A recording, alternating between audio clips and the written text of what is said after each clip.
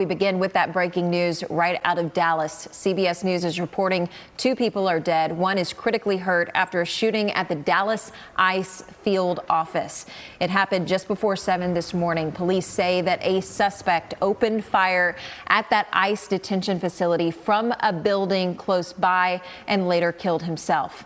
FBI Director Kash Patel tweeting a photo that the FBI says was taken at the scene. Shell casings with anti-ICE messaging clearly written on at least one of those bullets. So we do have a live team coverage for you this morning. Ken Molestina and J.D. Miles are at the scene right now. Steve Pickett is at Parkland Hospital. But we want to begin first with J.D. Miles. J.D., what can you tell us?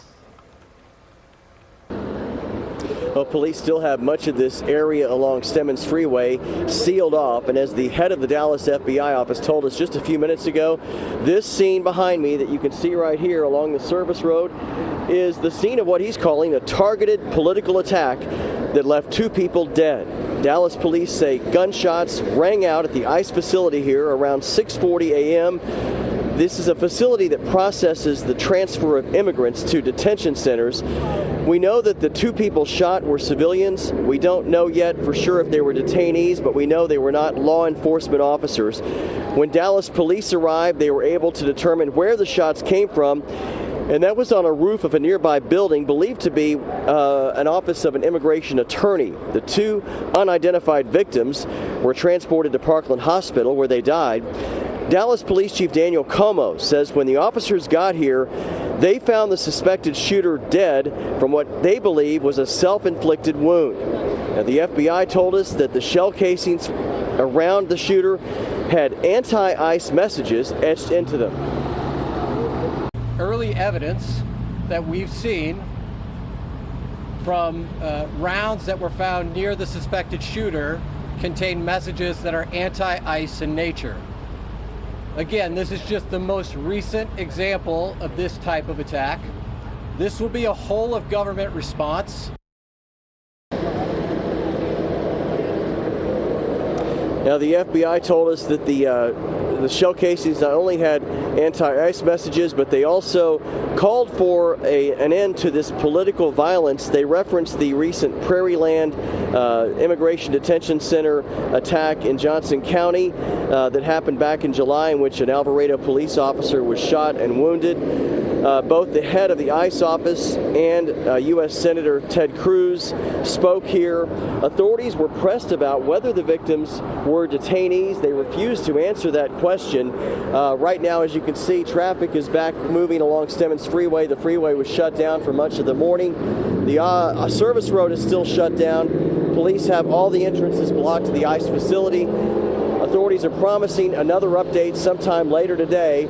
I'll keep you updated from the scene with any new developments. Live in Dallas, J.D. Miles, CBS News, Texas. I'm sorry, we're going to toss to Ken Molestina right now, who's also here at the scene.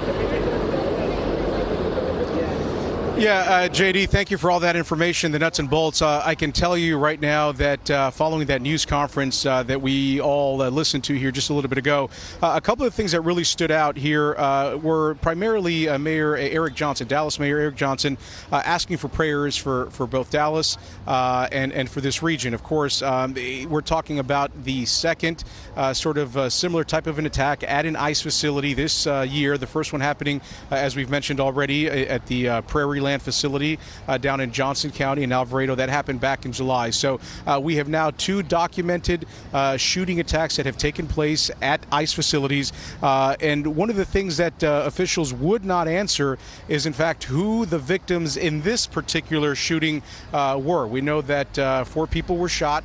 We know that 2 people are dead right now as of last count, and one of those includes the shooter from what is believed to be a self-inflicted gunshot wound. But officials would not address exactly who they were. I want to give you a little background as to what was going on here in this area at around the time that this happened at about 6:40.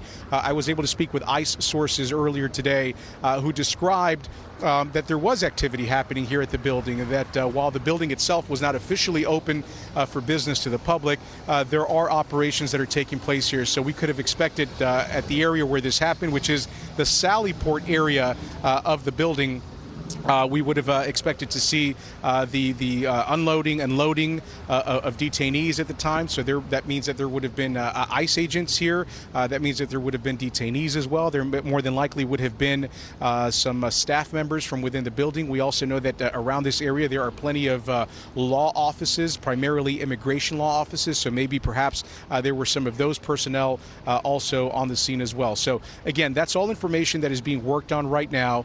We know that Dallas Police Chief Cuomo, who has a previous history of being the head of the DEA, federal law enforcement in Houston, he's going to be working lockstep with federal officials now as they continue to investigate this. Let's go ahead and send things over to Steve Pickett right now. He's also standing by live, not too far from where I'm standing right now, for more detail, more information on this still developing story. Steve? Ken, we are outside Parkland Hospital. Those injured were transported to this hospital. As you know, it's not more than just a mile or so away from that very location. We tried to get official information from Parkland regarding the status of those individuals who were transported here. As officials did tell us, at least 2 individuals were injured from this shooting, ostensibly brought here for treatment. No indication from this facility at this point, their status, their medical status. In fact, Parkland would not confirm, in fact, that either of those individuals were brought to this hospital. Nonetheless, we did see images of medical staff and also security, police security, in front of the emergency room here at this location earlier, right after the 7 a.m., almost 8 o'clock hour earlier this morning. The question that so many have obviously asked, I heard Ken Molestina and others asking those officials regarding this particular shooting. We know, in fact, these individuals who are being cared for at this facility are not law enforcement individuals connected to that ICE facility. They have confirmed that those individuals were not harmed. So are they detainees, individuals who were being transported to that facility? Were they civilian employees who may work in the area? Nonetheless, there is no answer on that. What we do know is that based on the current status and situation, just 2 individuals being cared for. What their actual status is medically right now, Parkland is not stating. They've referred all questions regarding all of this right now to the Dallas Police Department. And as you heard earlier, the Dallas Police Department now transferring essentially those questions, seeking those answers to the federal authorities. Federal authorities are simply saying at this juncture, based on those individuals who were injured in this shooting, that they are not, I repeat, not members of the Immigration, Customs, and Enforcement contingency of employees there.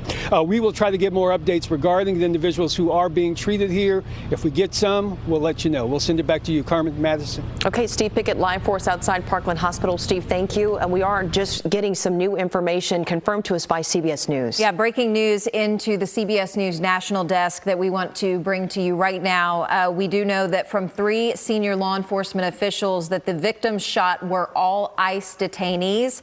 No law enforcement, as we've been hearing, was injured in this shooting. The gunman did specifically target the ICE facility. The gunman fired indiscriminately in a, quote, spray pattern at the ICE facility at an unmarked van nearby that facility. Now, as we know now, the victims shot were all ICE detainees. It goes on to say that at least one of those victims tried to run out of that unmarked van to get help from inside the facility. The gunman was at the time positioned at an elevated portion of a nearby building, and they opened fire from the rooftop of that attorney's office that was nearby, where we saw our chopper investigating a crime scene underneath that facility, but then also on top of that roof. As you can imagine, reaction is pouring in from local and national officials this morning after the shooting happened. Dallas County Judge Clay Jenkins posting on X, please join me in prayer for the injured and their families from this morning's active shooter incident at the ICE facility in Dallas. Violence and terror is never the answer to anything, end quote. Governor Greg Abbott tweeting and posting on X, Texas fully supports ICE. Both the Texas Department of Public Safety and the Texas National Guard work closely with ICE. This assassination will not slow our arrest, detention, and deportation of illegal immigrants. We will work with ICE and the Dallas Police Department to get to the bottom of the assassin's motive. We will offer ICE additional support to assist their operations. A quick note on that. We now, again, since the posting of this by Greg Abbott, we now know that the victims shot were all ICE detainees.